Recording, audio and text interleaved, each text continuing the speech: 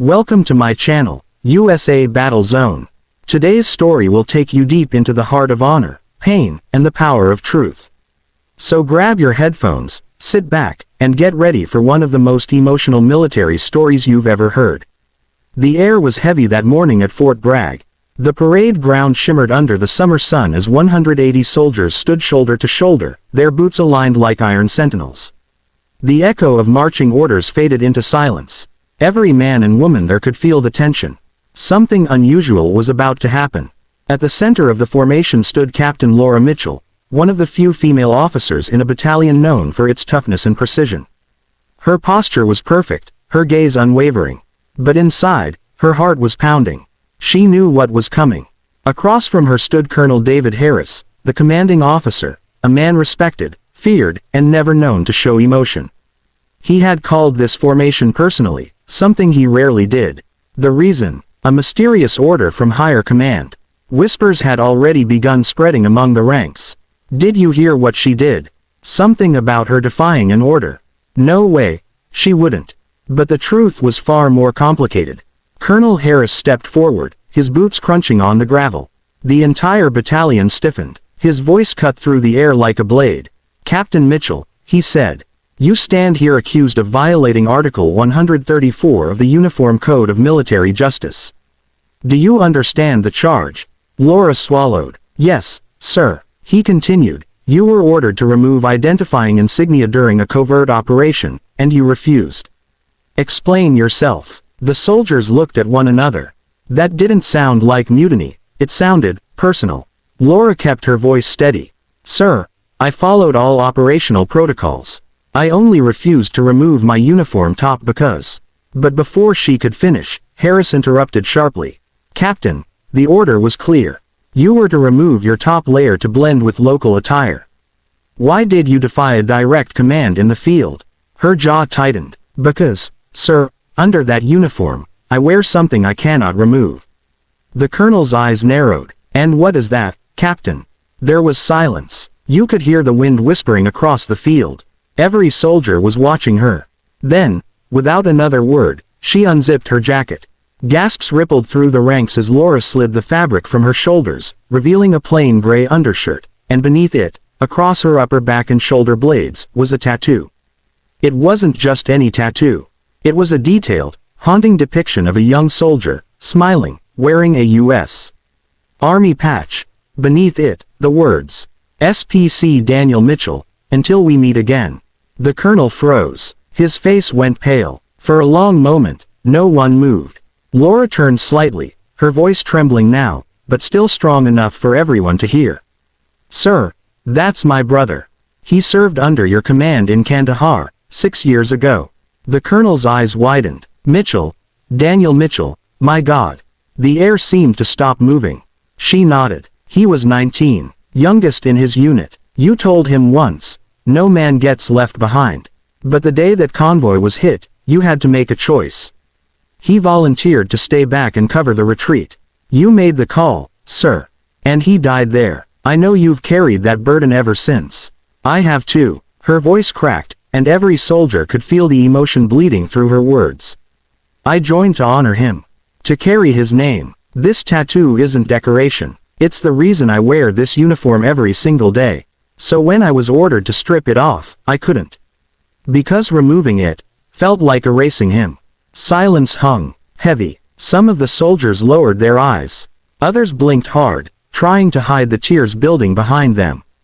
The colonel stepped closer. His face softened. Something no one had ever seen. "I remember that day," he said quietly. "Your brother was the bravest soldier I ever met." He took a deep breath. He didn't hesitate for a second. "He told me to go. Said, 'Sir, tell my sister I'll be watching her back one day.' I didn't know what he meant, until now." Laura's lips trembled. She hadn't known he'd said that. The colonel turned to the formation. His voice, though still strong, carried something deeper now: respect, sorrow, pride. "Every one of you standing here knows the weight of sacrifice. You know what it means to lose someone, a brother, a sister, a friend." Captain Mitchell didn't disobey an order out of arrogance. She did it out of love, the kind of love that keeps our flag flying. The kind that makes us soldiers. He looked back at Laura. Captain Mitchell, you're dismissed of all charges. She stood motionless, stunned. But then he did something no one expected. He saluted her. A commanding officer, saluting a subordinate, it was unheard of.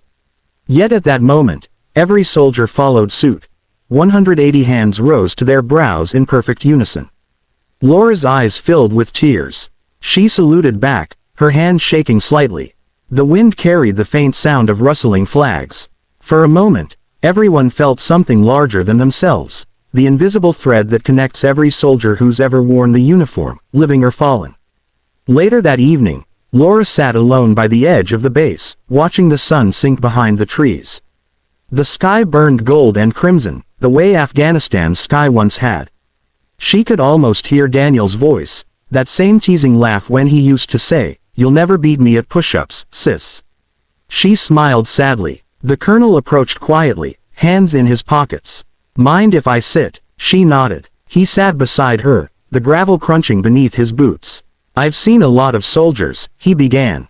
"But I've never seen one carry someone's memory the way you do." Laura stared at the horizon. "It's all I have left of him. That tattoo, it's not ink. It's a promise." The colonel looked down. "You know, after that day in Kandahar, I wrote a letter to every family who lost someone. But I couldn't bring myself to write yours. I didn't know what to say.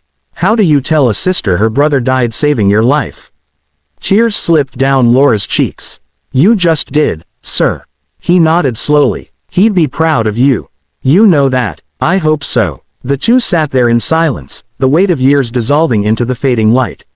A few days later, the battalion had a memorial service for the fallen, those who had never come home. Rows of boots, rifles, and helmets stood in perfect formation.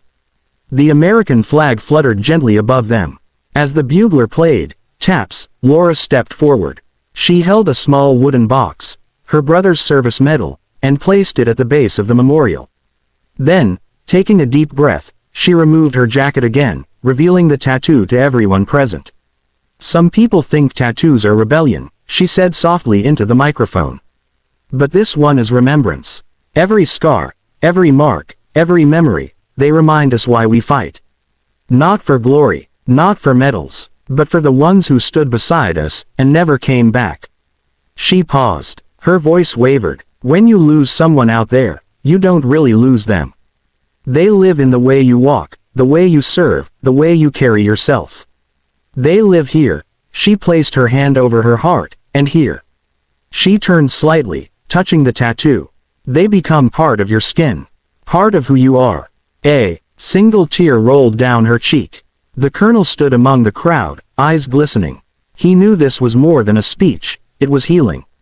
For her, for him, for everyone who'd ever carried the ghost of a fallen brother or sister in arms. When the ceremony ended, soldiers lined up quietly to shake her hand. Some whispered, "Thank you." Others just nodded, unable to speak. But every one of them understood. From that day on, no one ever questioned the meaning of her tattoo, or her strength. Months passed. Laura was reassigned to a humanitarian mission overseas, not a battlefield, but a place where her compassion was needed most.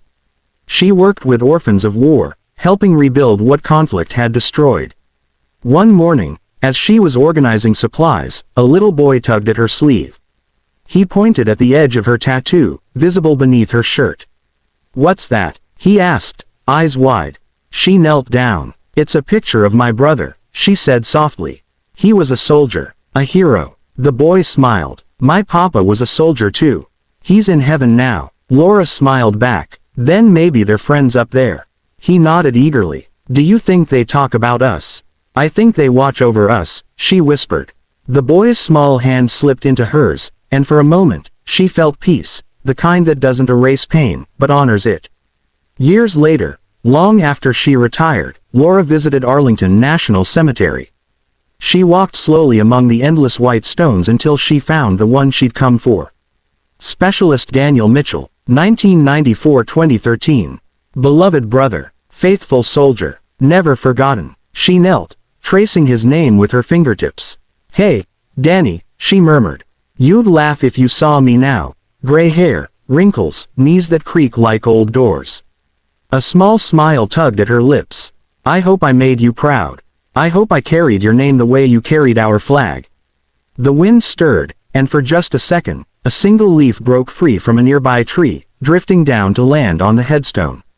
She looked up. The sky was the same color it had been that day at Fort Bragg, bright, fierce, alive. I'll see you soon, she whispered. As she turned to leave, the faint sound of marching boots seemed to echo in the distance, but she was alone. Or maybe, not entirely.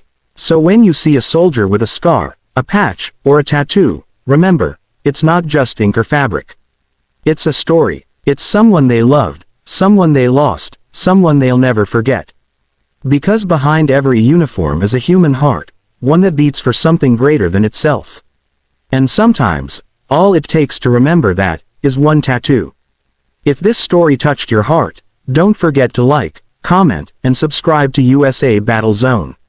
Share it with someone who needs to remember what sacrifice truly means. Because heroes may fall, but their stories will never die.